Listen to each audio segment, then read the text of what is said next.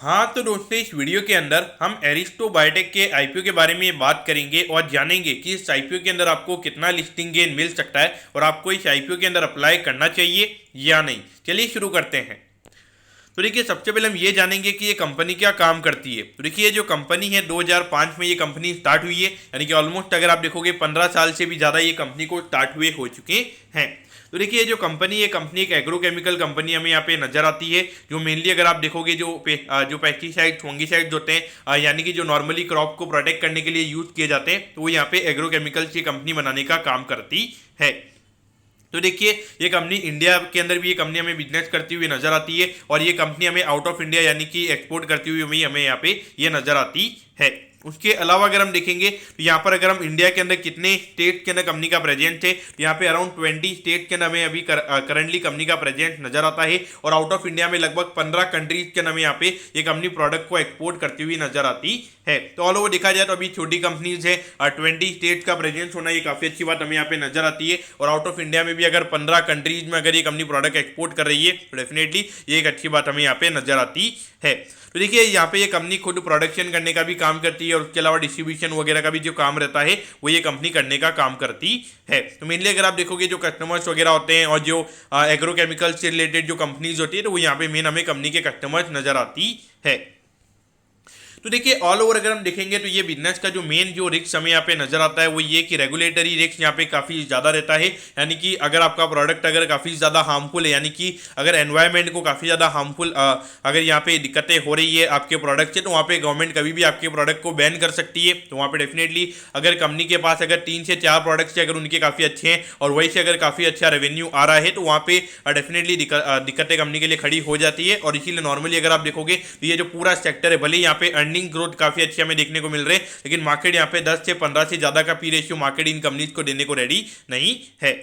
अब अगर हम यहाँ पे ऑब्जेक्टिव की अगर हम बात करेंगे, यानी कि जो आईपीओ से कंपनी को पैसा मिलने वाला है उसे कंपनी कैसे यूटिलाइज करने वाली है, तो नॉर्मली अगर आप देखोगे वर्किंग कैपिटल की रिक्वायरमेंट के लिए कंपनी का आईपीओ आ रहा है और बाकी जो आईपीओ से रिलेटेड जो कंपनी के एक्सपेंसिव होने वाले हैं, तो उससे रिलेटेड हमें यहाँ पे कंपनी का आईपीओ आता हुआ नजर आ रहा है। तो देखिए, मुझे यहाँ पे ये एसएमई कंपनीज का अगर आप देखोगे सिर्फ वर्किंग कैपिटल की रिक्वायरमेंट के लिए आईपीओ लेकर आना, तो देखिए अगर आप एक प्रॉफिटेबल कंपनी हो तो अगर आपको 10 से 12 करोड़ से आपका कुछ होने वाला नहीं है, वहाँ पे 10 से 12 करोड़ का ज़्यादा मुझे ध्यान, अगर आप 200 करोड़ का रेवेन्यू अगर आप कर रहे हो तो वहाँ पे 10 से 12 करोड़ का बैंक को आपको सीधा ओडी मिल जाता है, तो आपने डेफिनेटली वो लेना चाहिए। तो वहाँ पे एक वर्किंग कैपिटल की रिक्वायरमेंट के लिए आईपीओ लेकर आना, ये रीजन मुझे यहाँ पे डेफिनेटली जस्टिफाइड नजर नहीं आता है।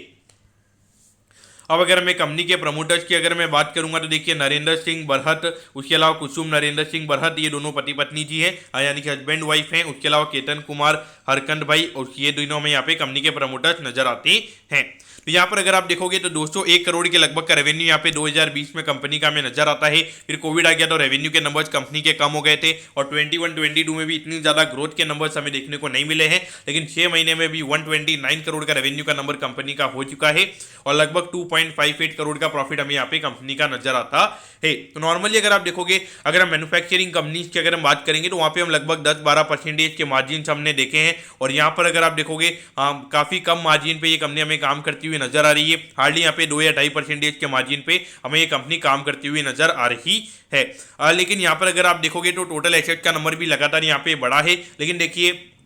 नॉर्मली जो मशीनरी वगैरह होती है वो कंपनी के एसेट्स होते हैं और वहाँ पर अगर कोई भी मशीनरी अगर पूरी तरीके से खराब हो जाती है तो उसे पूरी तरीके से राइट डाउन किया जाता है। तो यहाँ पे मेरे ख्याल से एसेट का नंबर इतना ज़्यादा मैटर नहीं करता है। और अगर हम प्रॉफिटेबिलिटी की भी अगर हम बात करेंगे तो ग्रोथ वाइज अगर आप देखोगे तो यहाँ पर भी ये जो ज़्यादा रेवेन्यू ग्रोथ हमें देखने को मिली है, तो यहाँ पे जो इनके पेस्टिसाइड के जो नॉर्मली जो कॉस्ट वगैरह है वो यहाँ पे 15 से 20% से बढ़ी है। तो नॉर्मली 15 से 20% का हमें यहाँ पे ये जो इन्फ्लेशन वाइज जो ग्रोथ है वो हमें यहाँ पे कंपनी के रेवेन्यू में देखने को मिला है। तो यहाँ पे रियल वाइज हमें यहाँ पे इतना ज़्यादा कंपनी के अंदर ग्रोथ देखने को नहीं मिल रहा है।